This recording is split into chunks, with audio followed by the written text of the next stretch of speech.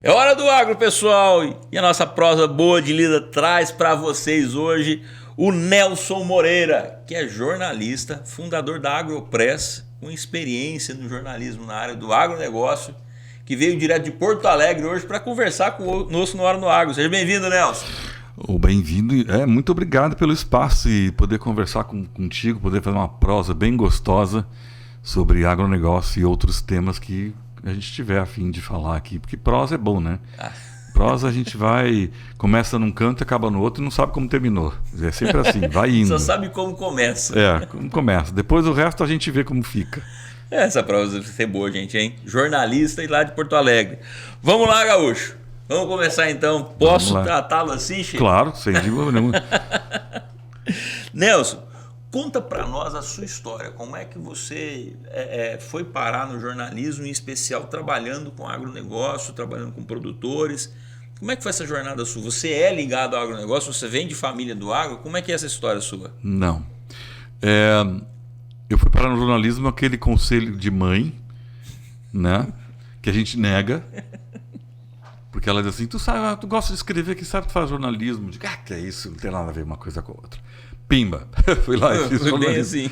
Acabei no jornalismo. E minha ideia do jornalismo era primeiro trabalhar com rádio, e depois eu queria trabalhar com a área cultural. Gostava muito da área de cultura, teatro, música. Digamos que eu raspei um pouquinho nessa área, com algumas coisas que eu fiz. Trabalhei num jornal da área de cultura e depois abriu a oportunidade de trabalhar num jornal que o grupo RBS de Comunicação, um fortíssimo grupo do Rio Grande do Sul, que já tinha estendido suas pernas para Santa Catarina, tinha dominado Santa Catarina, abriu um jornal em Santa Catarina, que é o Diário Catarinense. E abriu uma oportunidade, eu tinha recém me formado e eu fui começar a minha vida em redação. Eu fui trabalhar em Blumenau, terra de alemão para tudo que é lado, né? E 4 pessoas, 2 mulheres e 2 caras, o chefe, eu e 2 mulheres. Naquela época era bem assim, o esporte polícia era o homem, né? Dessa divisão. Era bem assim. E era o Nelson, não tinha outra, né? Não tinha outra. Mas foi uma forma de aprender algumas coisas. E uma delas que eu trouxe sempre para mim é perguntar. É chegar e sentar do lado da pessoa e dizer, eu não sei. Tranquilamente. Então, Santa Catarina, eu não sei hoje, mas naquela época, o esporte amador era muito importante para eles.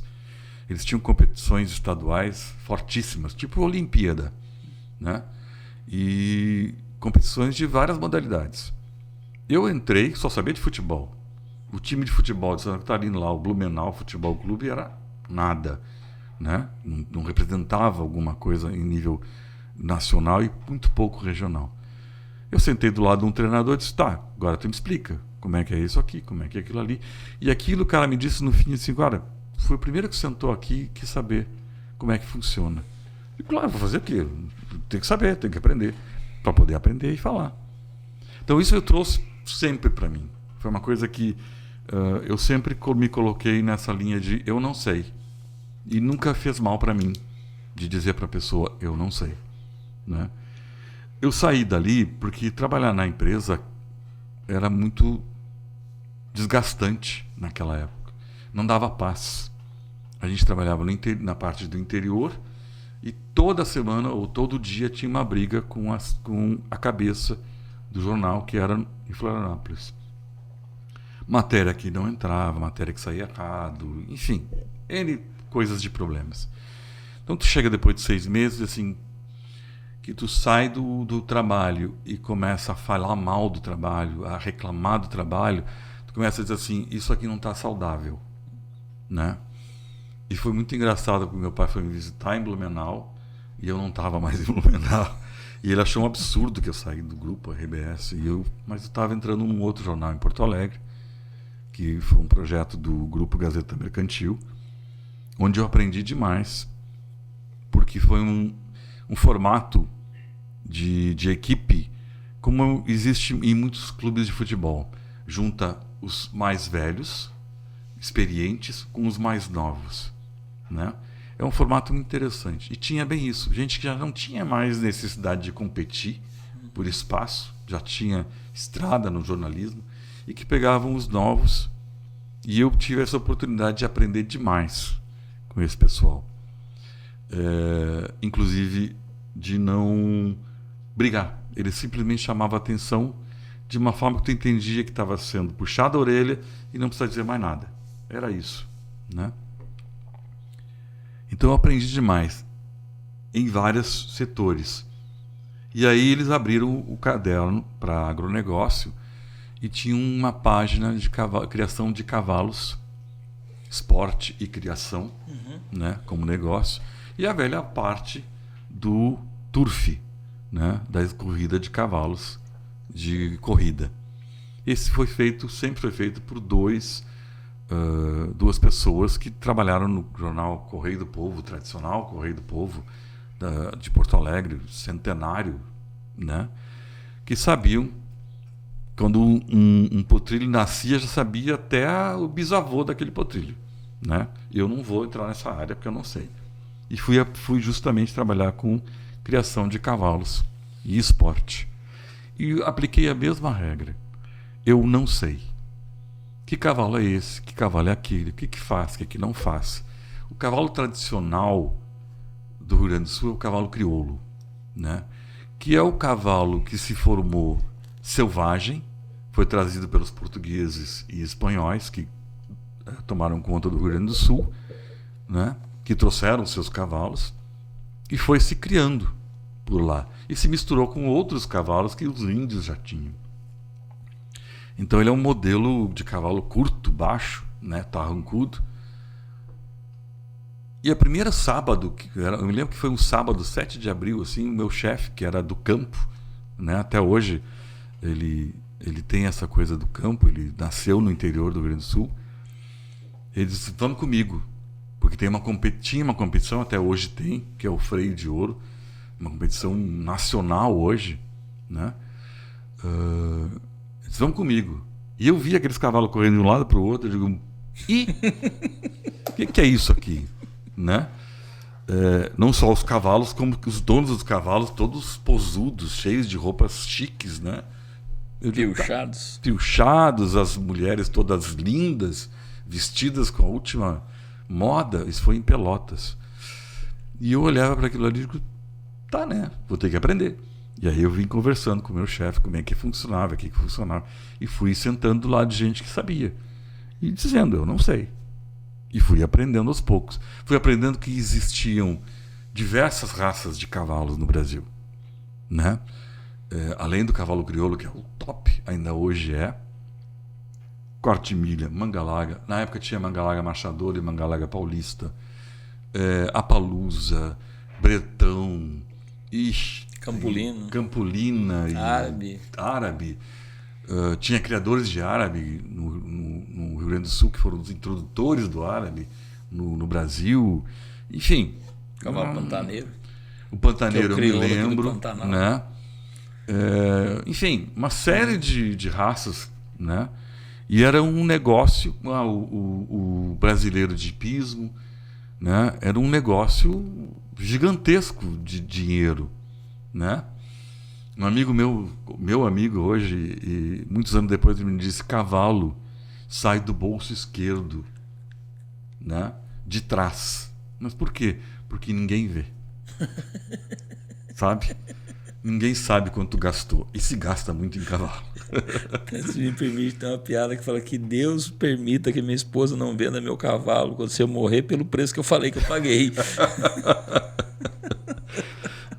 Então é assim, eu fui aprendendo a lidar com a questão do cavalo, fui entendendo e tive alguns bons professores. Um deles, Jorge Gerdau e Johann Peter, que era um competidor de cavalo de salto, de hipismo, né? Depois filhos e outros, né? Eu fui aprendendo, eu tive a oportunidade de ir olhando.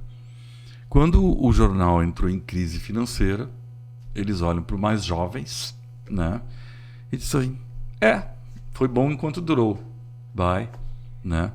Só que aí eu percebi durante a trajetória que, como eu, como repórter, tinha dificuldade de encontrar as fontes para o meu assunto, para o meu caderno, né, eu percebi que eles tinham problema de se comunicar com a imprensa.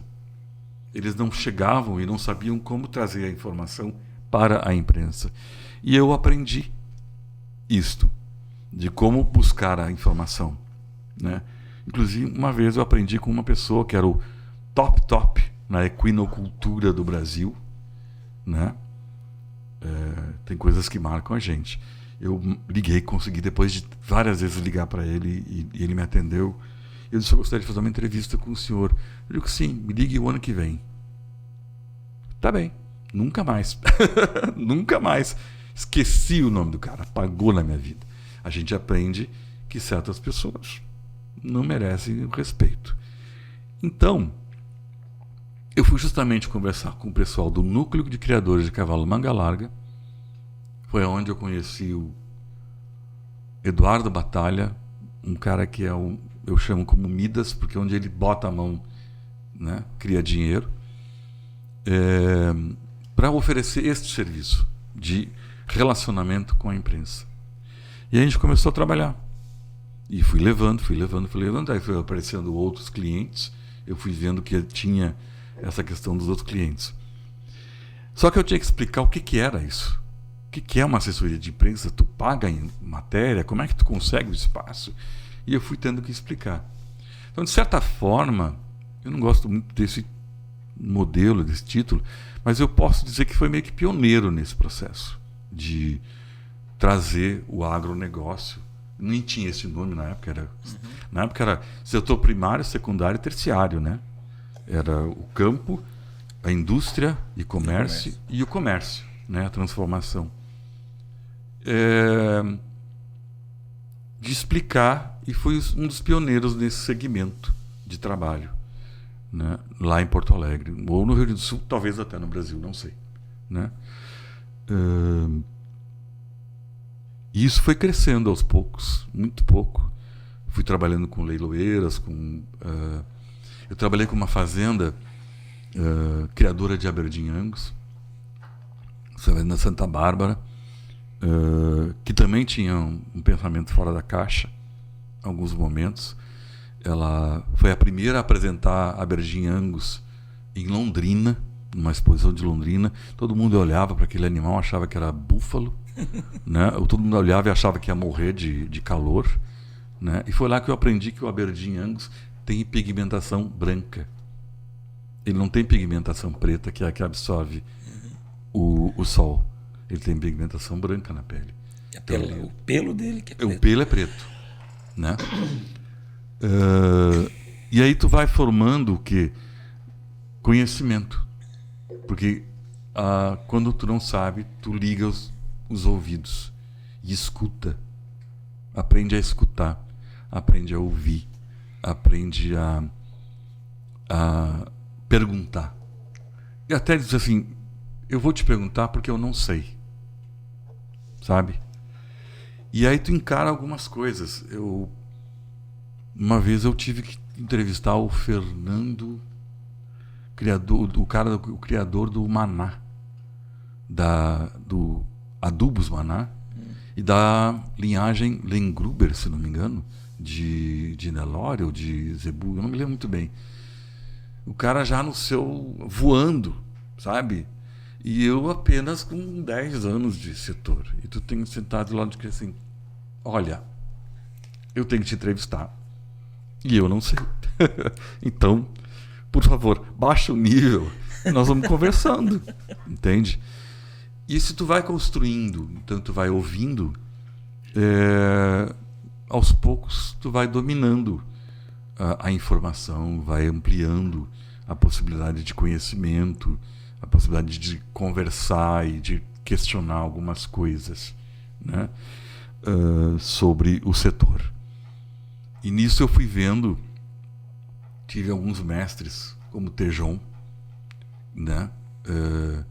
Eu conheci o Tejon numa coisa muito interessante. Eu trabalhava para uma revista e a Grosseries, que era do Ney Bittencourt, promovia um concurso do produtor do milho, né? Que era aquele cara que mais produzia milho com o produto Grosseries, é claro, né?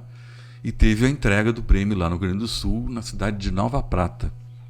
E quem foi fazer o show foi o Sérgio Reis e o trio Parada Dura. Eu entrevistando o Sérgio Reis, ele sentado, naquela altura, ele sentado e eu de pé no mesmo olho, porque se ele tivesse de pé não dava. Né? Eu já tive um rápido conhecimento de Tejon. E depois fui podendo me aproximar dele. E é um cara que realmente ensina muito e começou a trazer o conceito do agronegócio. Né? O que é agronegócio? É um sistema. Então, eu vejo até hoje que agronegócio é um sistema imenso. Imenso. Né? Eu faço parte de um percentual muito pequeno do agronegócio. Né? Quando a gente pode imaginar que pneu tem parte de agronegócio, quando a gente pode imaginar que copo tem parte de agronegócio. E o Tejon uma vez mostrou um vídeo americano em que o cara entrava num restaurante e mostrava que tudo ali tinha agronegócio, até a mesa, até a toalha, até a comida. Então ele mostra até onde vai, né? O cara senta num carro, tudo ali tem agronegócio. Muitas coisas ali tem agronegócio. Entende? Porque é o couro, né? O Brasil acabou de fechar um acordo com a China para a venda de bilis bovina, né? Ninguém imagina que isso vale ouro, tanto quanto ouro, né? Que do boi sempre se disseram, só não se vende ainda o berro, ainda. Né? Então é tu entender a imensidão.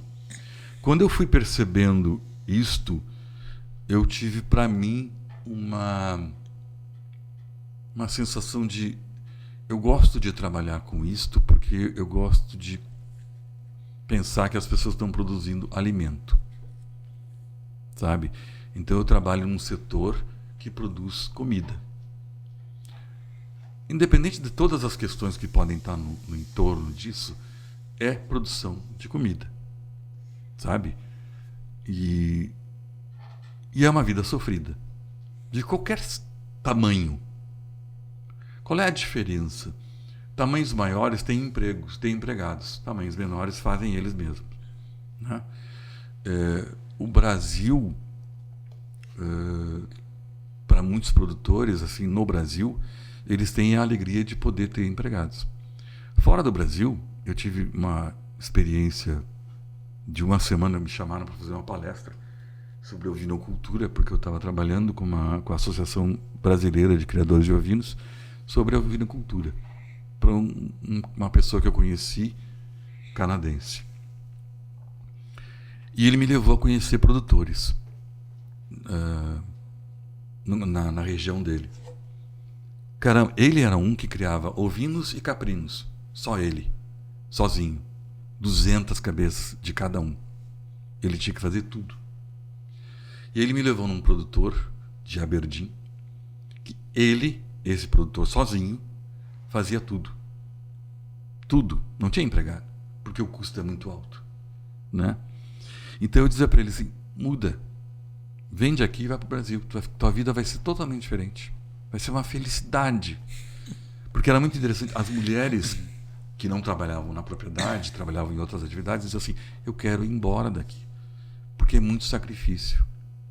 Então, é sacrificante em qualquer lugar do mundo.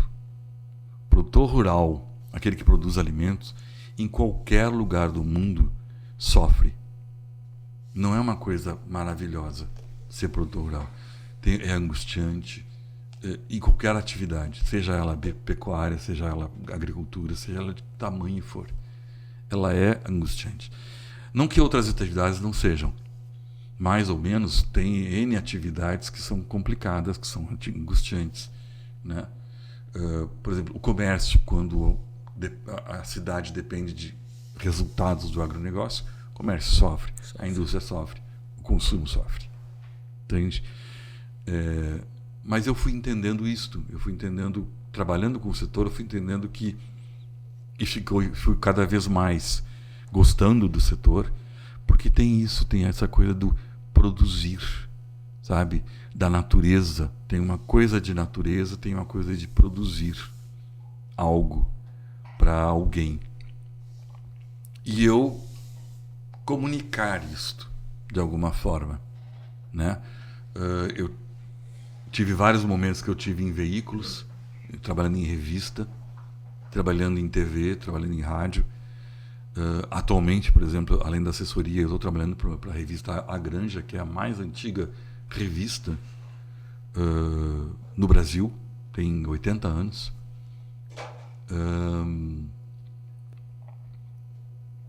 E me permite mostrar algumas coisas nas reportagens, mostrar alguns vieses, mostrar para o produtor algumas soluções que eles podem ter na vida deles, né? Me permite conhecer algumas coisas da realidade do produtor. Eu não sou produtor rural de origem. Tenho um projeto pessoal, talvez, quem sabe, um dia, né? Mas demanda capital, e isso é uma coisa que demanda bastante. Eu não tenho como. Mas eu acho que a produção, ela traz a vivência com algo do criar, algo da natureza. Esses dias eu vi um vídeo, nada a ver diretamente com o agronegócio. Eu vi um vídeo que eu nunca tinha visto isso. Como que o filhote de baleia toma leite? A baleia não tem teta. Uhum. Ela vira de lado e jorra leite direto na boca do filhote. E minha filha completou: esse leite tem densidade maior que a água, senão ele se dispersaria. E aí eu fiquei pensando, que fantástico o arquiteto que criou isso, ou o designer que criou isso, entende? Porque ele soube pensar que a densidade de mar, da água salgada do mar, tem que ser, né, é grande. Então tu tem que ter uma forma de superar essa densidade. Isso é gênio, porque da natureza também tem muita coisa genial. A produção de alimentos, ela é genial. A resistência de uma planta, ela é genial. O nascimento de animais no meio do campo, largo, é genial, sozinho, entende? Então, como que tu faz cruzamentos, como que tu faz... Hoje o homem, faz muito tempo, o homem interfere nesse processo para se tornar uma coisa industrial, certo? Mas, pro caso da natureza, ela já sabia muita coisa, ela já tinha sozinha o processo. O homem só veio trabalhar algumas coisas para talvez ampliar, melhorar, enfim, para o seu sustento, né? Então, isso é uma das coisas que foi me atraindo. Fora a questão do jornalismo, de poder trabalhar para o jornalismo, para a informação desse setor.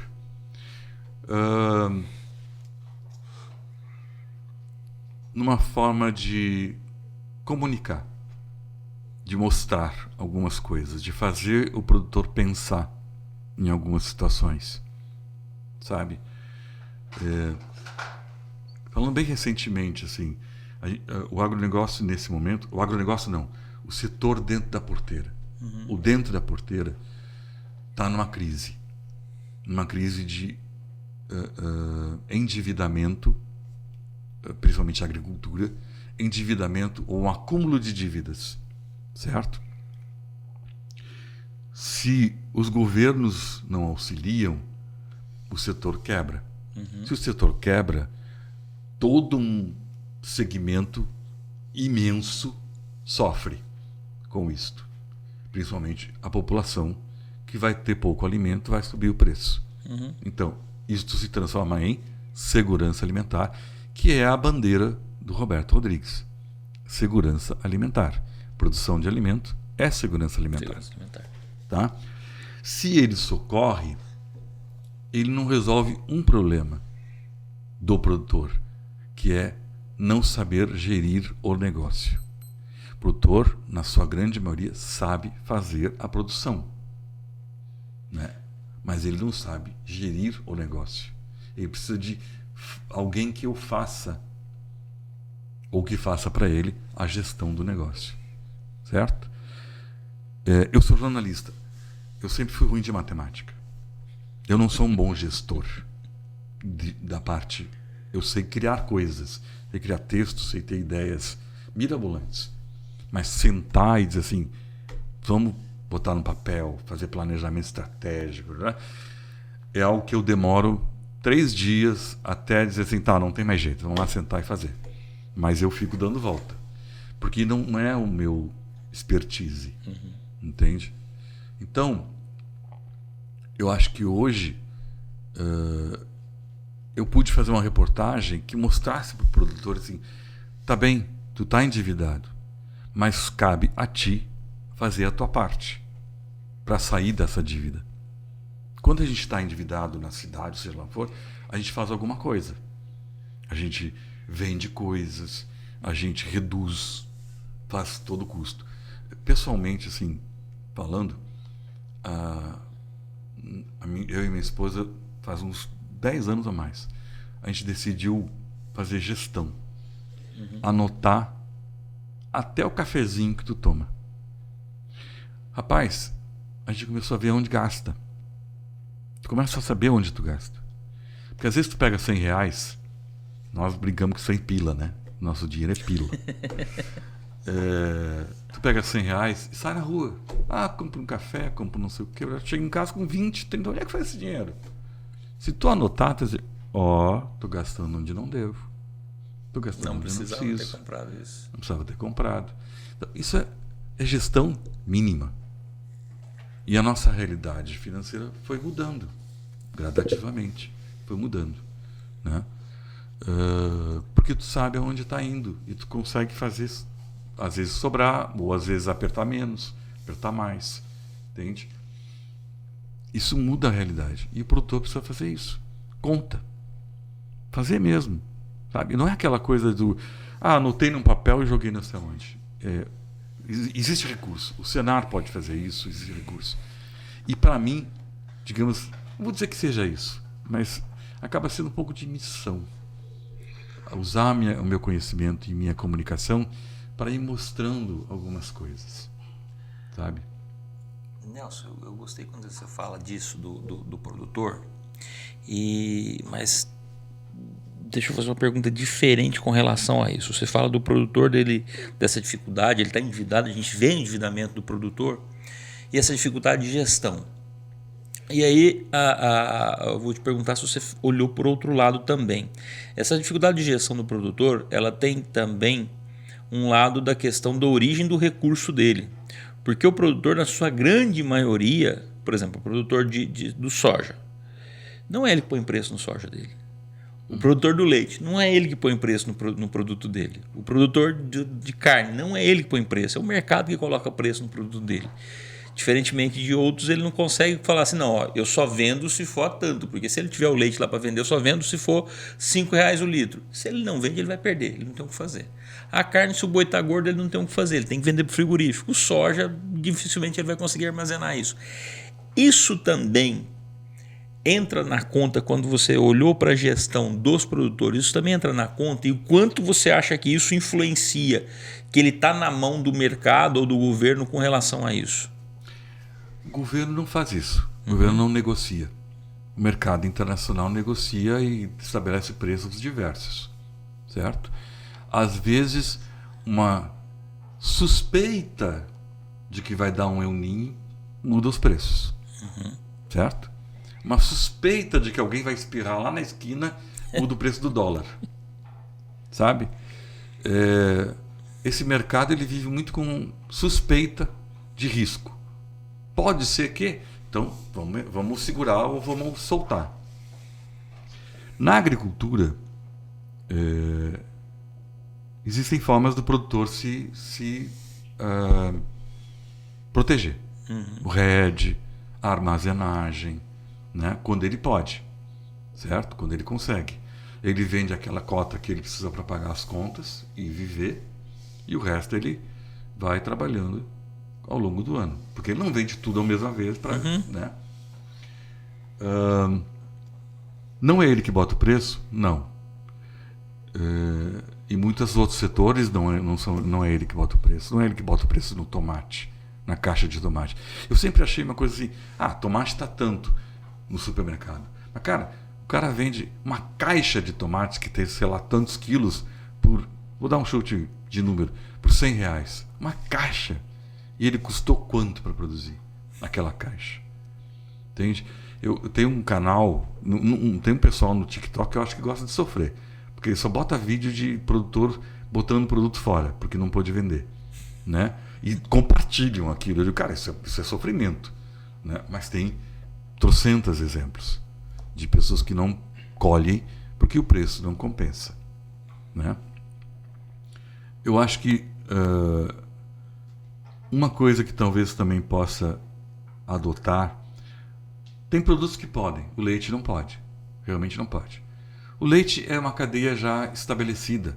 Se ele não entregar para uma indústria, né, ou ele vai processar ele, e aí ele tem que ter investimento para isso, e tem que ter cadeia de distribuição, né, ou ele vai entregar para a indústria pelo preço que a indústria quiser pagar. Ponto. Há muito tempo foi divulgado como grande solução maravilhosa a integração do frango. Eu acho, cá entre nós, que não me escutem, que o frango é uma escravidão. O leite é outra. Não, é uma escravidão no sentido, porque o cara recebe o pinto, cria o pinto e entrega pelo preço que querem cobrar dele. Ponto. Quer dizer, ao invés da indústria ter áreas para ela criar os frangos, achou um integrado. Terceirizou o problema da criação. E o cara vende aquele galpão, ele fica 15 dias, se eu não estou enganado, sem poder botar animal lá dentro. E sem receber. Entende? Escravo daquilo. E ele tem que investir nas melhorias estruturais do galpão, é dele, é o dinheiro dele, e ele não recebe nada por aquilo ali. Entende? Então, existem coisas que a gente vai olhar e diz assim, poxa vida, cara, por que faz assim? Por que é assim? Eu não sei te dizer. Eu acho que é muito mais antigo do que a gente possa imaginar que alguém estruturou essa regra. Entende? Aqui no Mato Grosso nós temos, mas são bem poucas. Eu sei que a origem principal das cooperativas é lá no Rio Grande do Sul. As cooperativas não seriam uma alternativa para isso, inclusive para ajudar na educação do produtor, porque uma boa parte dessa questão de eu não tenho preço para vender, eu vou ter que jogar fora o produto, me parece um pouco de questão de organização, de programação para quem vai vender, quando vai vender, ou até mesmo programação de fazer o seguro, como você falou, o RED. Isso não poderia ser feito pelas cooperativas?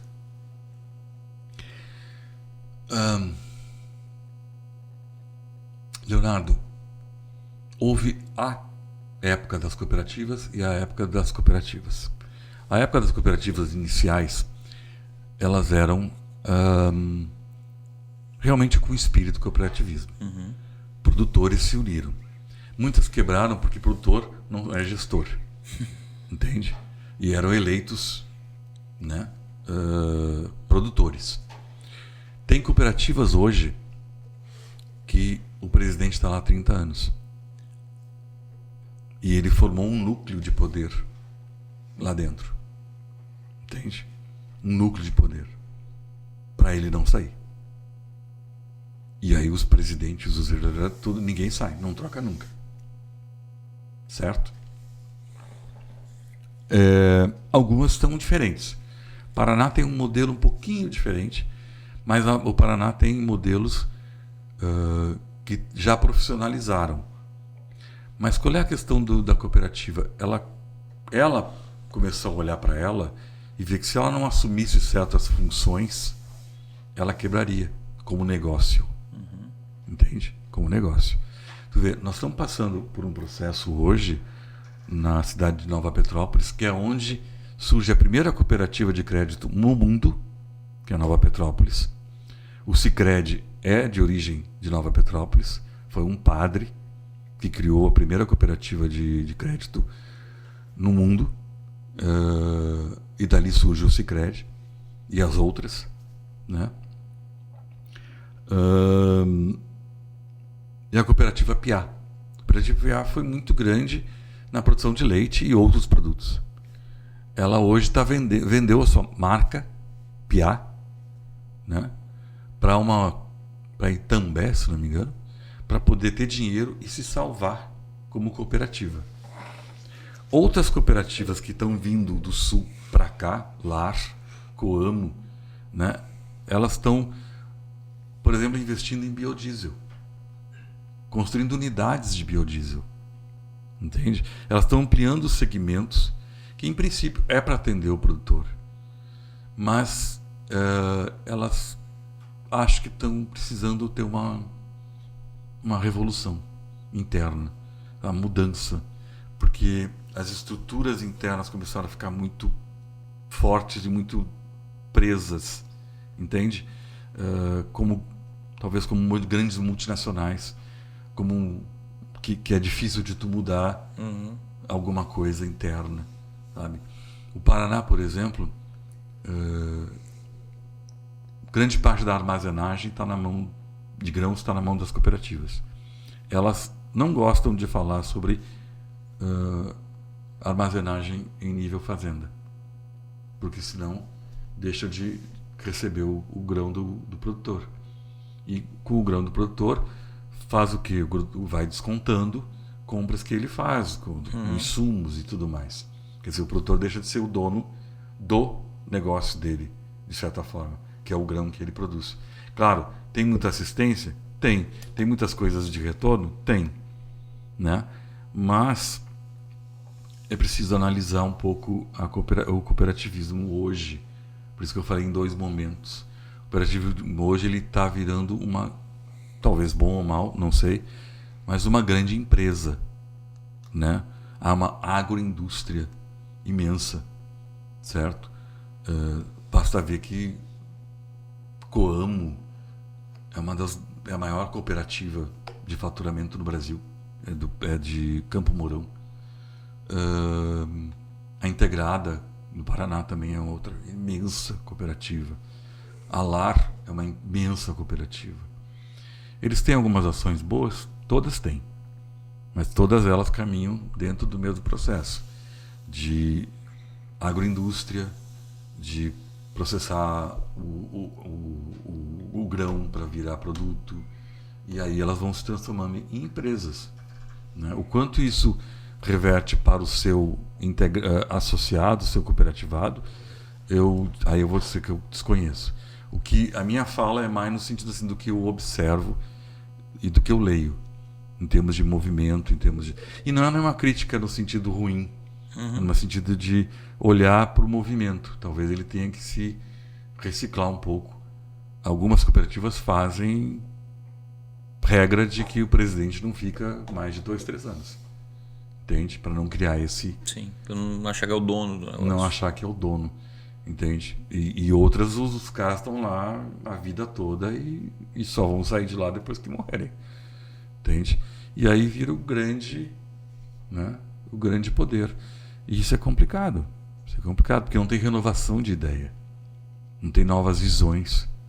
Mesmo que seja o cara que erre em coisas, ele tentou algumas coisas diferentes. Entende?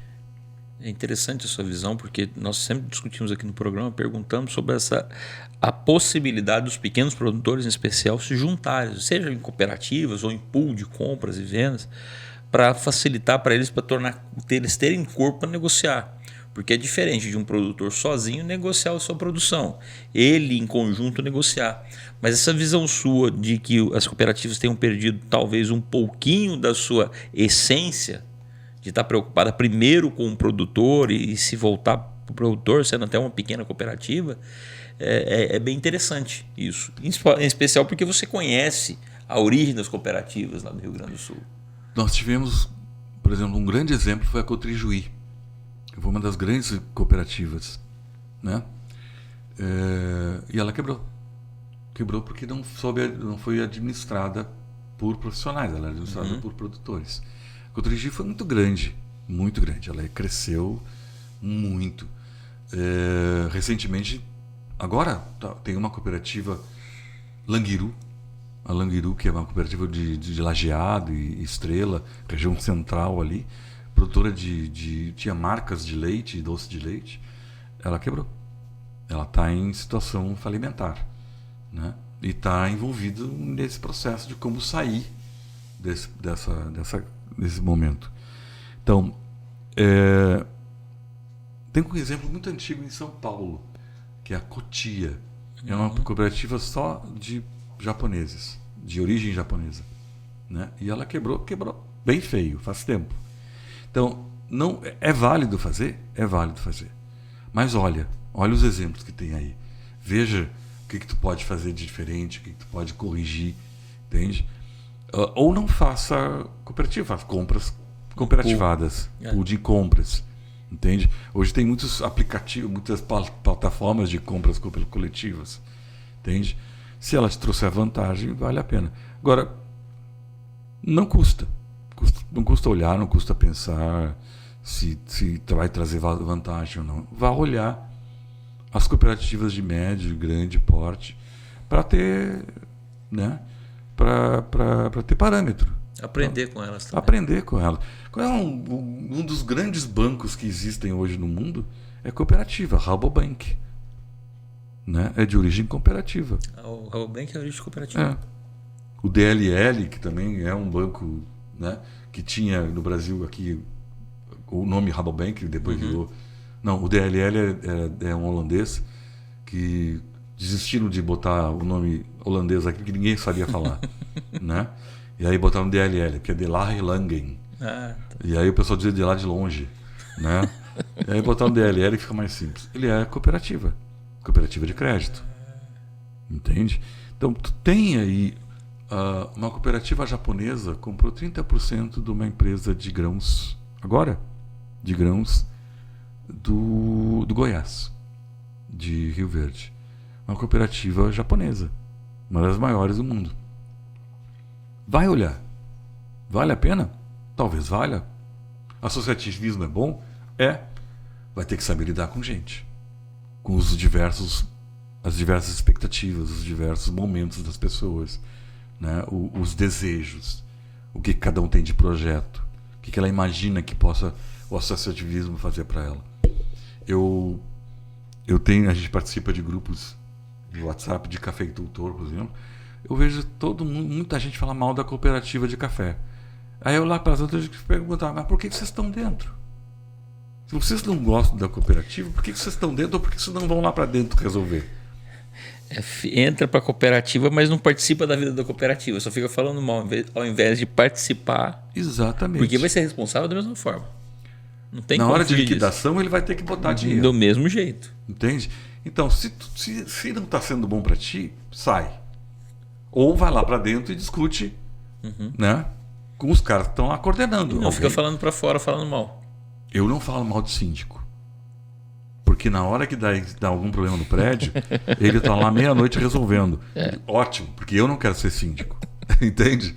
Eu acho fantástico. Quando todo mundo diz assim, Nelson, hein? Reunião de síndico, fui embora. Porque eu não quero ser. Entende? Mas não vou falar mal dele. Se eu não vou participar, né? Entende? Se eu não vou participar, eu não vou falar mal dele. Ele que está lá resolvendo o problema, cara. Entende? E tem problema para síndico, tem para tudo que é lado. E ele tem que aturar gente de tudo que é jeito, né? De tudo que é gosto, de tudo que é expectativa. Então, é isso. Eu acho que o associativismo vale. Cooperativismo vale. Mas tu tem que ir lá olhar, tem que ir lá de perto, tem que ir lá ver, entende? Como é que os caras pensam, como é que quem está dirigindo a cooperativa, o que ela pensa, entende? Participa, vai olhar de perto, não larga assim, sabe? Toma. Só vou participar em ponto. Não, participa sabe? Efetivamente, está dentro do negócio. Vai lá ver como é que funciona, vai lá conversar com o pessoal que serviço tu vai ter, que tu não vai ter, até para antes de entrar na cooperativa. Vai lá e olha. Para entender. Entende? Se vale a pena para ti ou não, se serve. Entende? Ou para formar um grupo. Olha, tem uma coisa muito engraçada. O ser humano adora fazer associação de. Associação dos proprietários de bar da esquina. Entende? Associação de criadores de cavalo pinta larga. É fácil. Entende? Esses dias eu estava vendo os caras formando uma associação dos produtores de trator. Para quê? Para repartir e discutir só sobre trator. Não sei se vale a pena. Entende? Porque aí é mais um presidente, é mais um estatuto, é mais um não sei o que, é mais contribuição. Vai se ver se não tem outros juntos, sim, e se juntam. Entende? Às vezes tem associação que está aí fazendo o mesmo serviço do outro. Vamos juntar. Faz menos esforço. Entende? E vamos brigar para o mesmo lado. A imagem do cooperativismo é aquela, né? O burro, cada um para um lado, puxando. E aí um olha para o outro e diz, não, vamos puxar para o mesmo lado. Então, forma um cooperativismo. Né? Essa era a propaganda antiga do cooperativismo. E hoje eles têm Sescope, que nem Sesc, tudo mais. Eles têm uma área de estudo, de preparação para ser cooperativa. E o cooperativismo não é só no setor agro, né? Tem N segmentos, tem escolas de cooperativismo, de cooperativas. Então acho que vale a pena. Olha para o que tu vai fazer. Tem que participar. Tu vai fazer. Nelson, você falou da revista A Granja, que é uma revista de mais de 80 anos. Conta para nós como é que é esse negócio da revista. Ela, quando fala granja, mas é só o nome da revista, ou ela trata especificamente de assuntos relacionados à granja de suínos, à granja de... Não. Ela surge lá no passado falando de granja mesmo. Porque na época se chamava de granja. Né? Vou lá na granja. Né? E ela falava para esse produtor. Era meio, acho eu, que era meio como o Globo Rural da época. Né? Para falar com o granjeiro, com o sitiante, com o chacreiro, uma coisa assim. E ao pouco ela vai evoluindo. O agronegócio também vai mudando, vai crescendo. Né? E aos poucos ela vai evoluindo. Então, não sou o dono. Né? Ela foi criada por um publicitário lá no Rio Grande do Sul, que depois de 30 anos de publicidade, ele literalmente ele botou uma propaganda assim, pendurei a chuteira, literalmente. Né? E começou a tocar o projeto da editora Centauro, que era a editora da Granja, da revista Granja. A revista Granja ela trata de tudo que é do agronegócio. O criador já faleceu, vieram os herdeiros. Os herdeiros tocaram o negócio até 3 anos atrás. E acho que, fazendo as contas, eles chegaram à ideia de que não valia a pena o negócio, como negócio. Como negócio. Né? A mídia mudou muito, por mais que eles tenham inserido mídia digital, canal de YouTube, o agronegócio ou as empresas do agronegócio, de todos os setores, insumos, máquinas, elas, o budget delas, o orçamento delas para investimento em mídia é muito pequeno. E com o advento da mídia social, das redes sociais, diminuiu mais ainda, porque elas mesmas criaram suas equipes de mídia de rede social, elas passaram a investir em rede social e muitas, inclusive, criaram seus próprios podcasts. Então, por que ele vai investir no podcast do fulano se ela tem o dela, que fala diretamente com o cliente que ele quer? Né? Então, eles pararam. Mas eles tinham um anunciante parceiro muito forte. E o ano passado, um dos herdeiros resolveu, ou o anunciante veio falar com ele e resolveu se associar e relançar a revista, só digital. Então eles lançaram em janeiro, tem o portal com notícias todo dia e tem a revista que continua mensal de forma digital. E Eu fiz um trabalho ano passado para eles, durante a Expo Inter, para falar do lançamento. E o ano me chamaram para fazer a parte de reportagem. Né? Eu faço reportagem para eles. Para mim é uma coisa muito agradável, porque é o tipo de texto que eu gosto. Um texto que me permite explorar mais. Quando tu conversa com mais pessoas sobre um assunto, tu tem várias visões. E tu pode entregar para o leitor estas várias visões. Entende? Do contraditório ou do assertivo, né? Do sim e do não, do tá errado esse ou tá errado aquele. Mas tu entrega para o leitor, e o leitor que vai decidir o caminho que ele queira a partir daquela informação. Então eu gosto muito do texto de revista por isso, que ele permite construir. E claro que vem um pouco do meu lado de onde eu me acerto no jornalismo. A notícia diária ela é muito estafante, né? Ela dá adrenalina, ela acelera a adrenalina, mas ela te exige muito e não te permite ter esse texto ou essa interpretação, levar esse contexto. Eu gosto de levar contexto. Entendi. Tu soma informação e diz assim, ó, isso aqui está o contexto, entende? Se eu for entrevistar alguém sobre o comércio de Rondonópolis, eu preciso saber do contexto, um pouquinho da história, de onde ele vem, como é que chegou, quem formou Rondonópolis, entende? Para tu ter o contexto e dizer assim, o que hoje é Rondonópolis é a soma de várias pessoas que vieram para cá, né? Atraídas por N possibilidades e N histórias, entende? Foram N histórias que construíram aqui. Então tu tem esse contexto. Quando tu vai falar sobre uma técnica hoje que muita gente defende, que é a integração lavoura e pecuária, e alguns acrescentam floresta, tu tem que ter o contexto de olhar que a pecuária intensiva ou extensiva começa a prejudicar o solo. E a agricultura, ela pode melhorar este solo e um complementar o outro.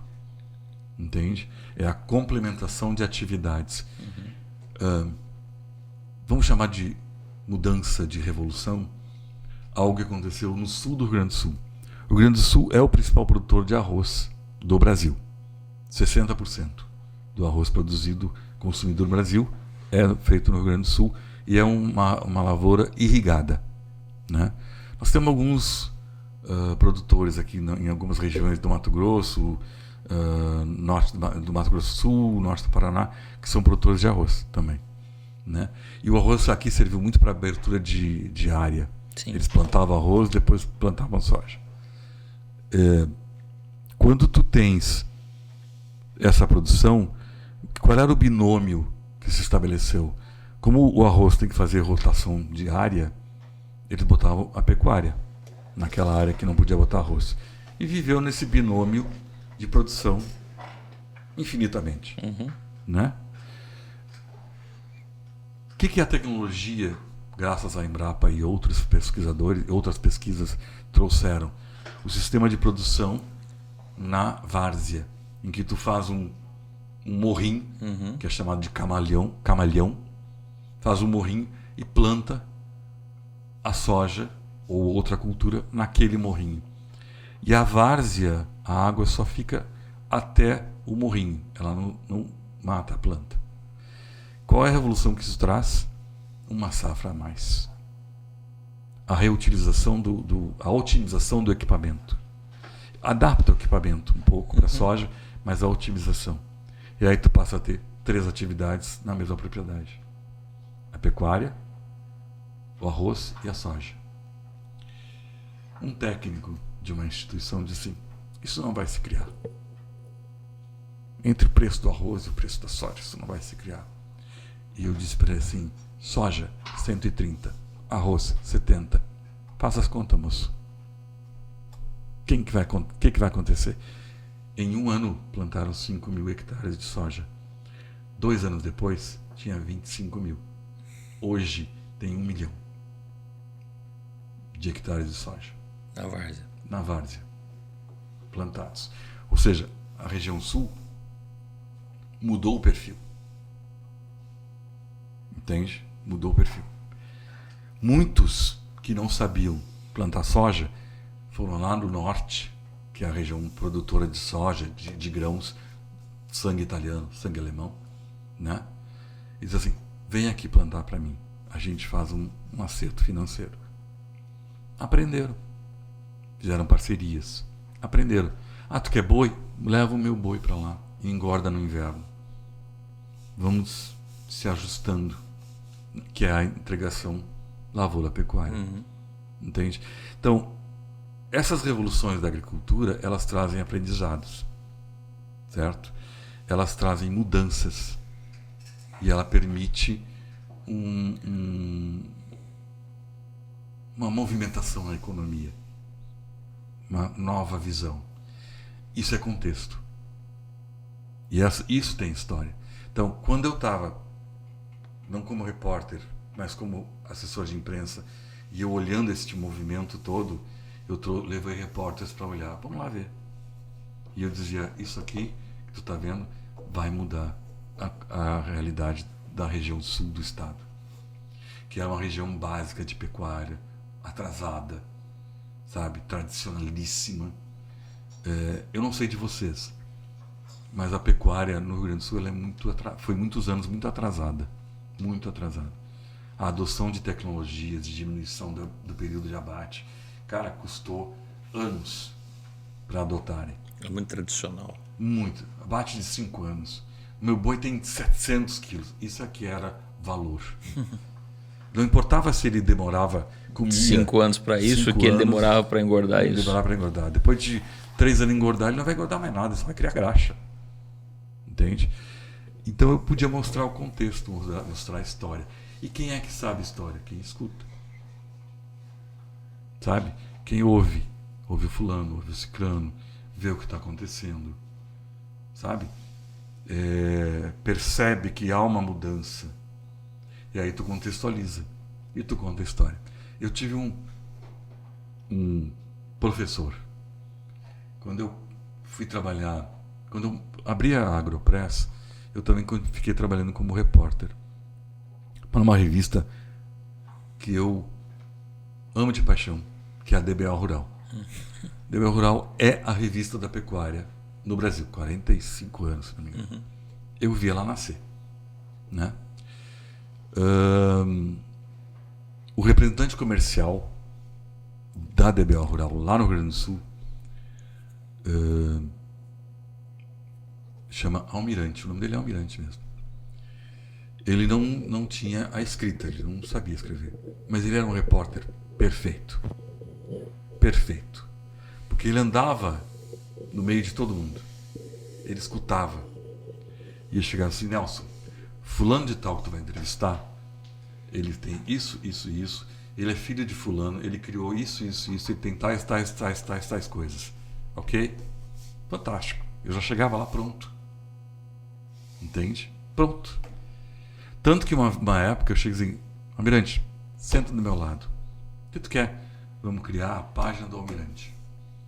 Tu vai contar historinhas. Eu vou escrever. Cara, aquilo ali era lido pra caramba, porque eram pequenas notas de coisas que eu chamei... como é que era? Decocheira. Decocheira. Sabe? Aquela coisa que só contam pra ti, no cantinho. E ele me contou uma história de um parente de um amigo nosso, de um conhecido nosso. Ele estava em Marília, num leilão, por causa da DBO. Sentou, ele estava comercial, mas o leilão correndo, e ele foi se encostar numa cerca. E lá estava um senhor, uma pessoa de cap, né? Todo de piloto, sentado assim. Sobre o leilão, começava a puxar conversa. O almirante, para puxar conversa, não pagava imposto. Para dizer, para dar um parênteses,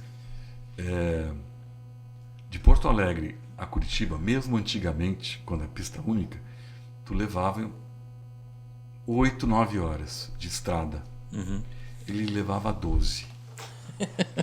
Ia Porque ele parando, parava conversando. em vários lugares e era meia hora de conversa com qualquer um, né? E eu fui junto uma vez só ouvindo, tá? Porque o que ele falava era aprendizado. Ele conversando, ele disse, e tu sabe quem era? Eu digo, não tenho nem ideia, tu tá me contando. É o dono da TAM, hoje. Naquela época ele tinha só um aviãozinho, que é o Rolim.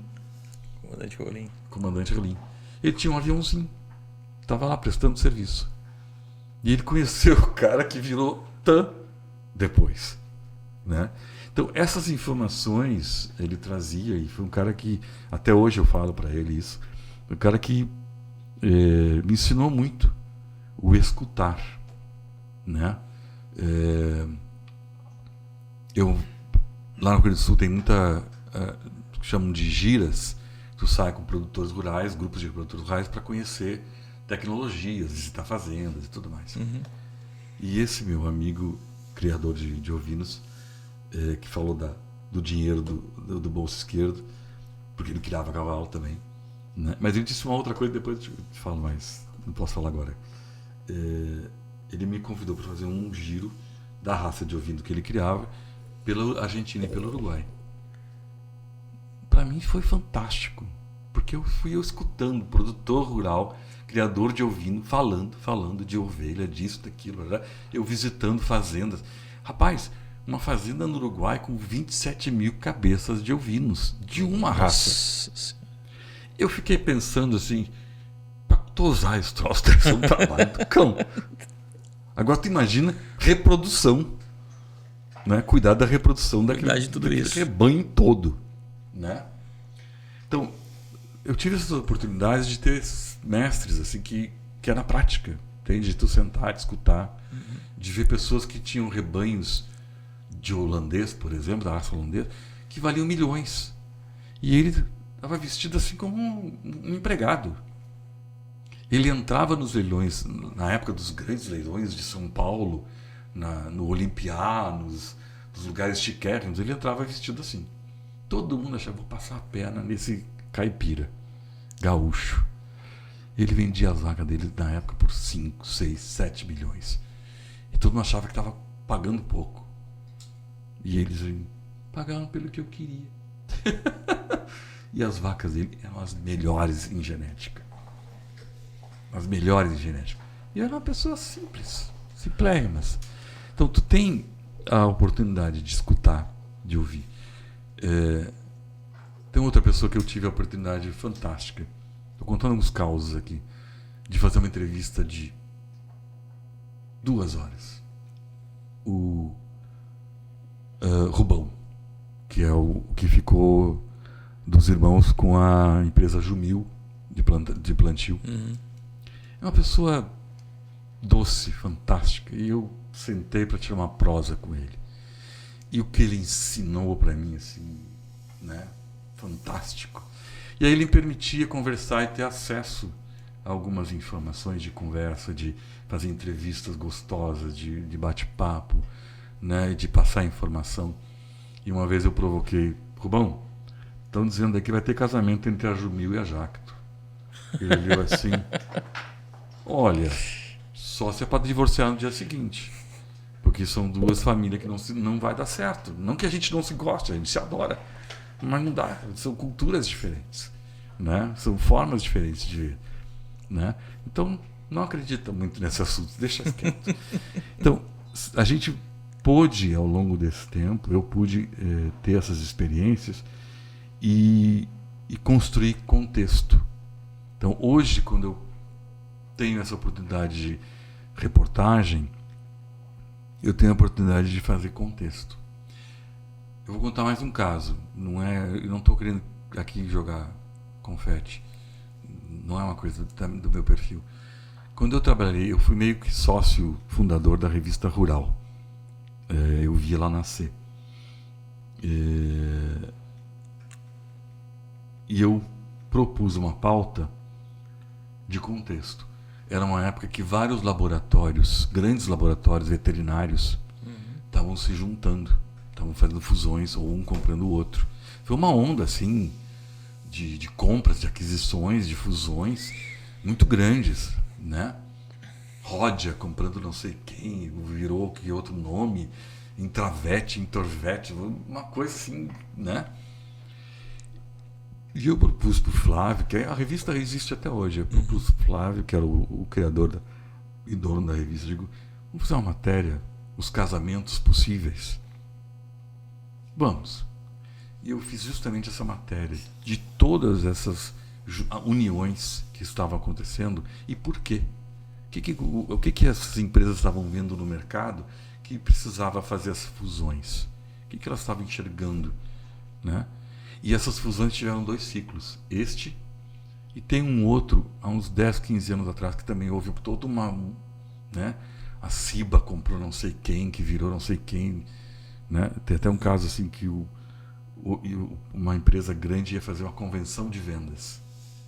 Estava todo mundo reunido num resort, blá, blá, blá, blá, e o presidente indo para fazer seu discurso de abertura recebe uma ligação: tu não é mais presidente. O que houve? A empresa foi vendida.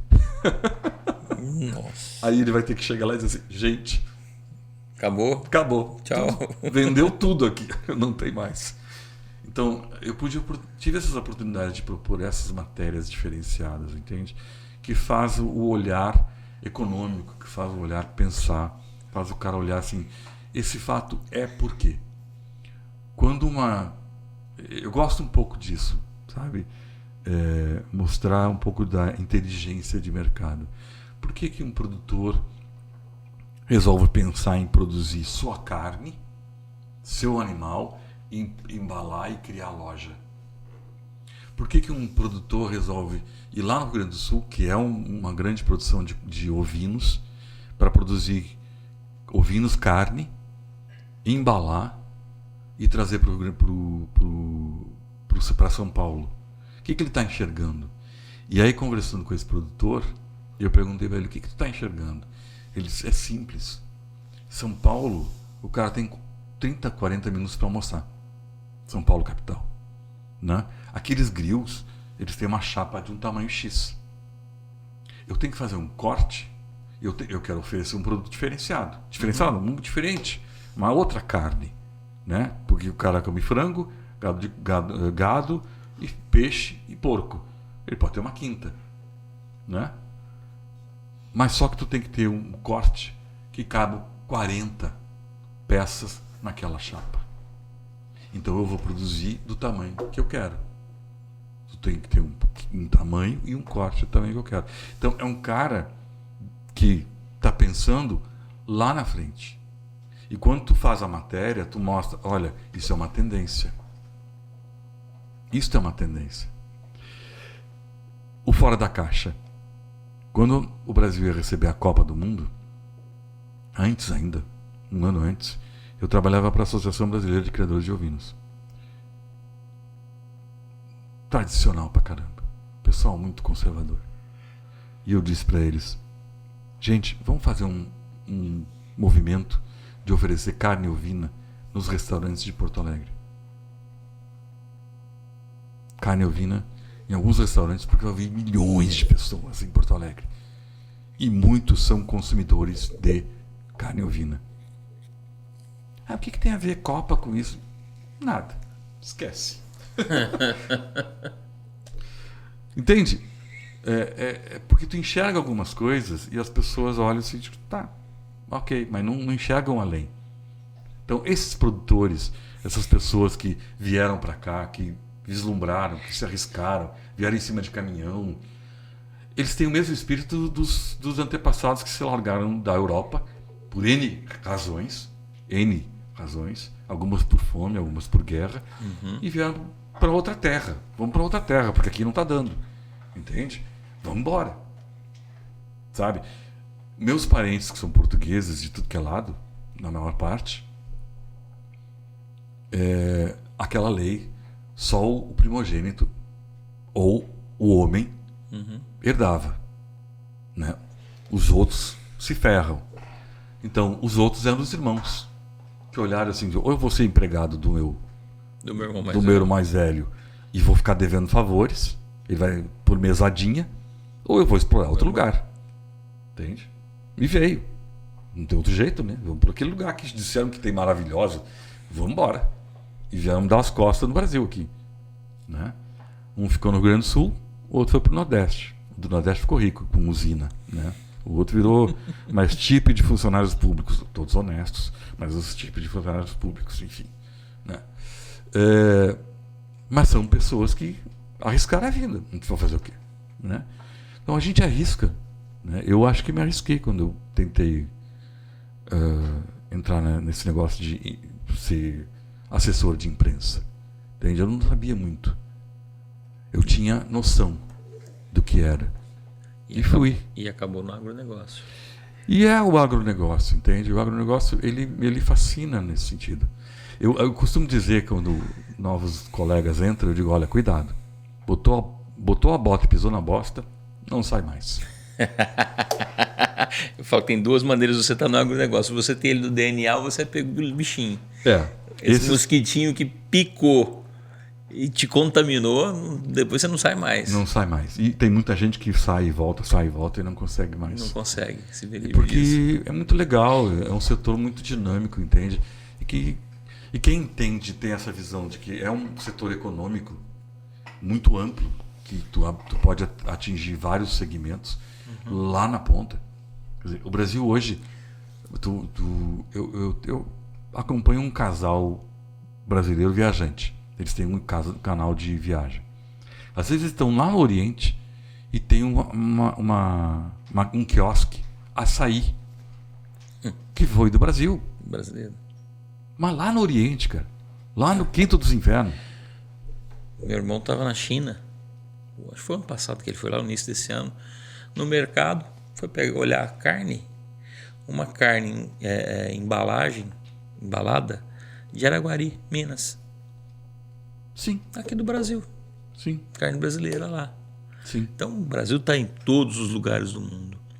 Mas aproveitando, Nelson, a questão da comunicação, a gente fala muito do agronegócio, como o agronegócio se comunica mal, mas toda vez que a gente fala em se comunica mal, acaba caindo na história do marketing, da comunicação, e não pensa no jornalismo. Isso acaba sendo uma arapuca que a gente cai. E você levantou bem a lebre disso, porque essa comunicação ela passa muito pela assessoria de imprensa. Sim. A imprensa faz muita diferença em como ela divulga o agronegócio, como ela apresenta o agro para o resto do país e para o mundo. Como você acha que o agronegócio pode trabalhar melhor isso? Como é que... Porque que tem importância, para mim, isso está muito claro. E quem nos escutou até agora sabe da importância que isso tem para o agronegócio e como que a assessoria de imprensa pode fazer isso. Mas como isso pode ser feito? O que é o produtor que tem que procurar, ou as associações têm que entender melhor disso? O que tu acha nesse sentido? Leonardo, existe criada há 2 anos uma associação de jornalistas de agronegócio, chamada Agrojor. Existe uma entidade mundial de jornalistas de agronegócio. Mundial. Em quase todos os países tem uma associação. É muito forte. E agora em abril, tiveram 40 jornalistas de várias partes do mundo no Brasil, num encontro em Campinas. Depois eles foram para São Carlos e viajaram um pouco na volta de São Paulo para conhecer. Era uma programação específica da entidade mundial para conhecer o Brasil. Já era a 2ª vez que esse pessoal veio. Um pouco do agronegócio.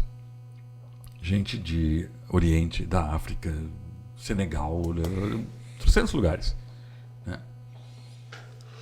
A gente tem hoje, nesta associação, se não estou ligado no número, 120 jornalistas associados. Uma vez foi criado um grupo no Facebook, chegou a ter 700 ou 800 jornalistas que atuavam no agronegócio. Então, existem muitos jornalistas no Brasil que atuam no segmento. Muitos jornalistas. Talvez eu crie uma inimizade, ou algo meio assim. Uma coisa é a imagem que o agro, eu não gosto da palavra, chamar o agro, porque eu gosto de usar agronegócio, porque é um contexto. Agro parece que fica só o que é a fazenda, o produtor rural. Da porteira para dentro. Dentro. Né? E na cidade algumas pessoas veem como pejorativo. Já usam como pejorativo esse povo do agro. Qual é a... Eu recentemente costumo falar o seguinte. A percepção da verdade é muito mais forte que a própria verdade. Certo? Uma mentira contada muitas vezes se transforma numa verdade.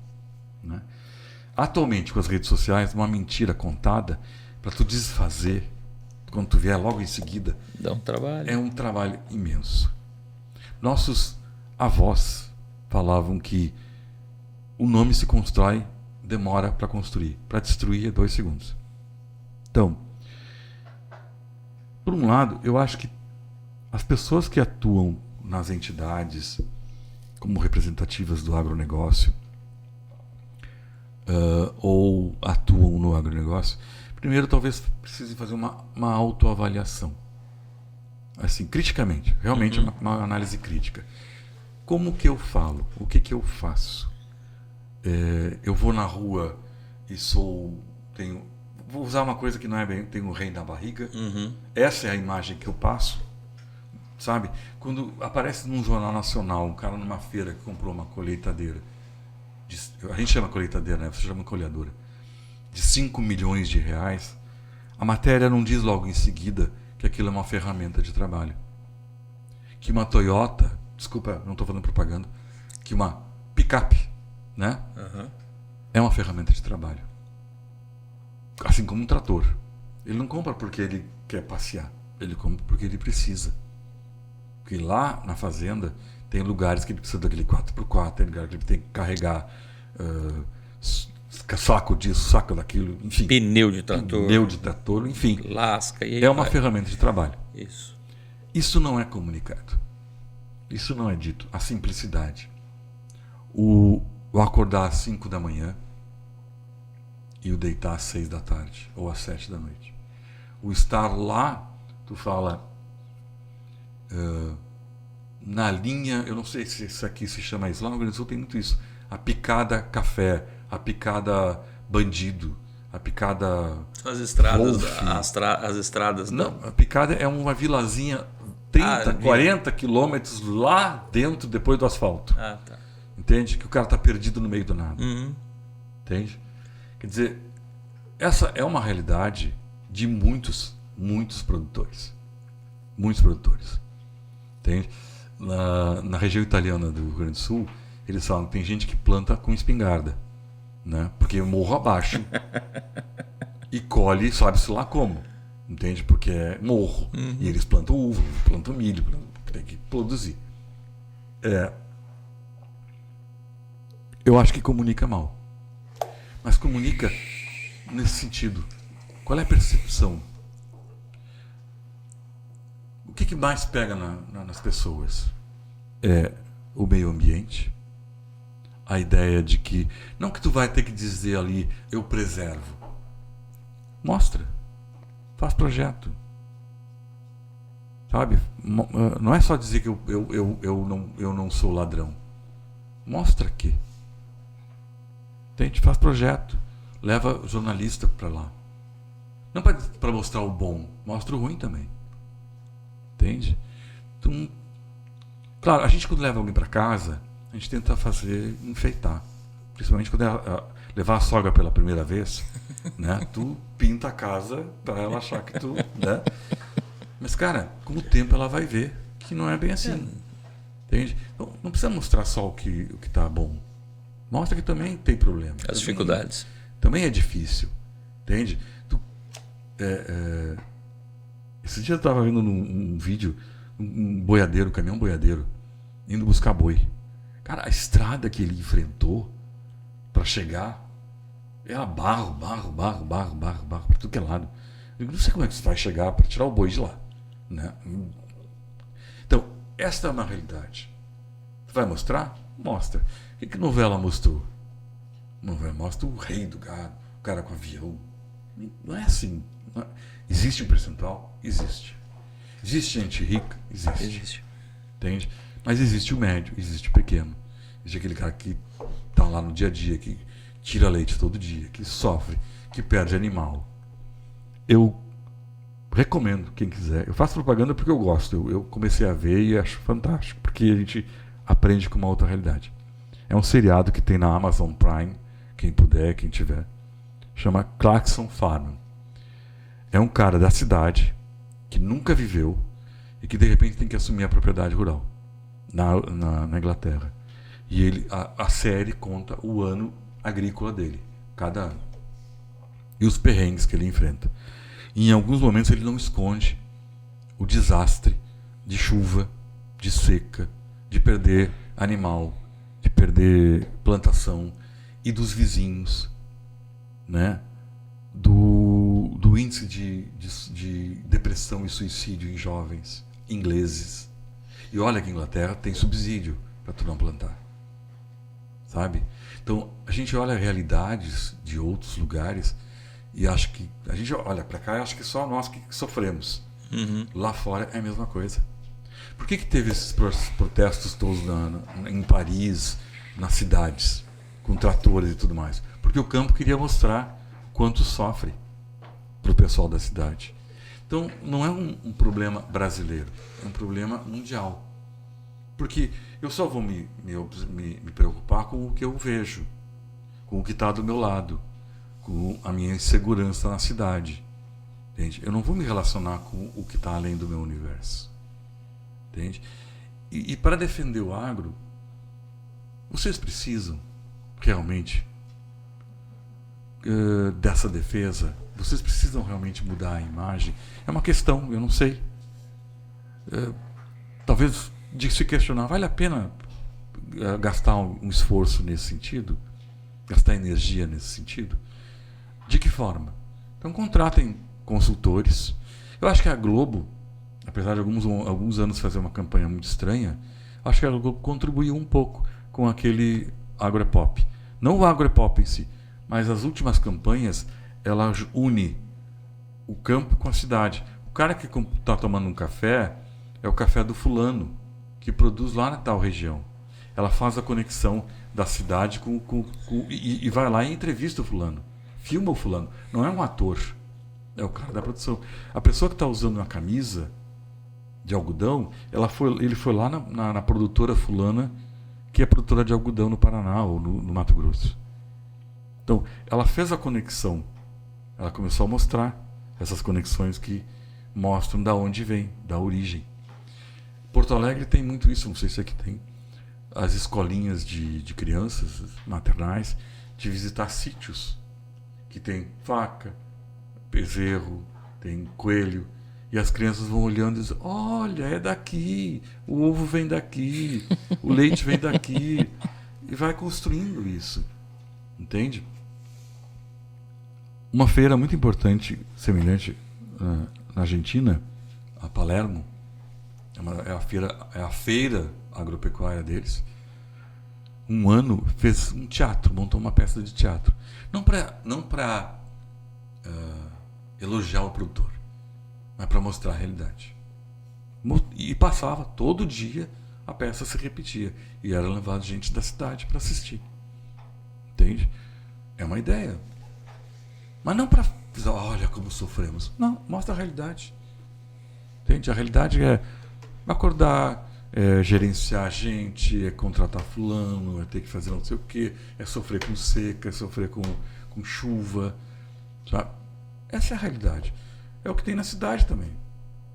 Entende? Porto Alegre está abaixo d'água, literalmente. Teve uma enchente. Muita gente sofreu.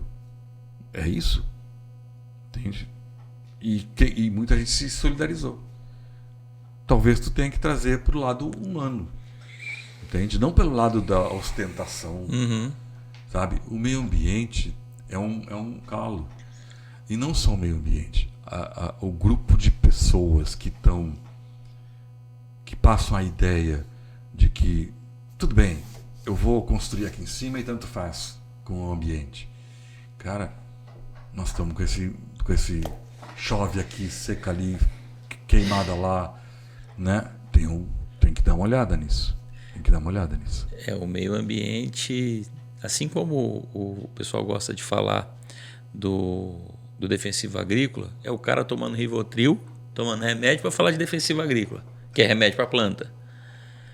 É o cidadão que está morando numa casa que foi feita em cima de uma área de reserva, ou que tem seu sítio lá na área de reserva, mas está criticando a soja que foi plantada na fazenda, que foi aberta a área para plantar soja para criar boi.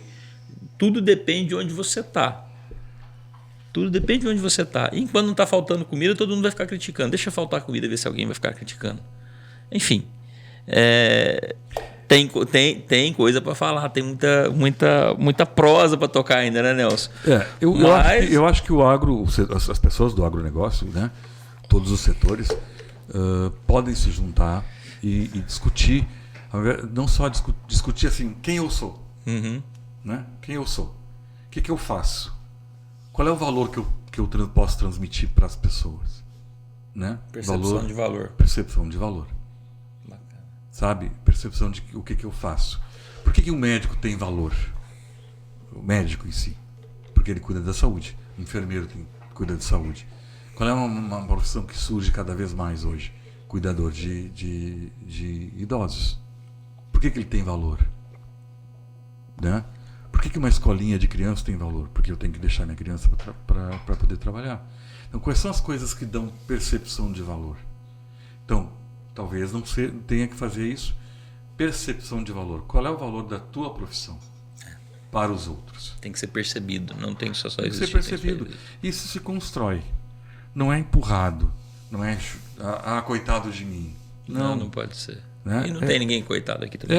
É construído. Entende? Pô, vou te trazer para cá. Vou te mostrar. Sabe? De alguma forma é descobrir como fazer essa percepção de valor. Excelente. Né? Todo mundo gosta de estar na natureza. Depois da pandemia, um fenômeno em Porto Alegre que eu vi, acho que todo mundo viu, em vários lugares. Pessoas saindo para fazer piquenique, em parque, em lugar aberto, visitar lugar aberto, sabe? Ter essa troca. Foi uma coisa que eu notei, essas pessoas indo tomar sol, levar piquenique, levar família para botar coisa de toalha quadradinha. Contato com a natureza. Sabe? Tá na rua. Então, talvez isso mostrar que vocês trabalham com isso, com natureza, com a preservação da natureza de várias formas. Menos negócio, sabe? Percepção de menos negócio e mais cuidado, mais o que eu faço faz bem para a tua saúde. É uma visão. O que eu faço faz bem para a tua saúde. Entende? Acho que é mais ou menos por aí. A prosa rendeu, hein, Nelson? Estamos chegando no final. Metade. Pois é, tem prosa pra caramba aqui ainda. Mas nós estamos chegando na reta final. Fica à vontade se quiser deixar algum recado, mandar alguma mensagem para alguém. Eu acho que na questão da comunicação,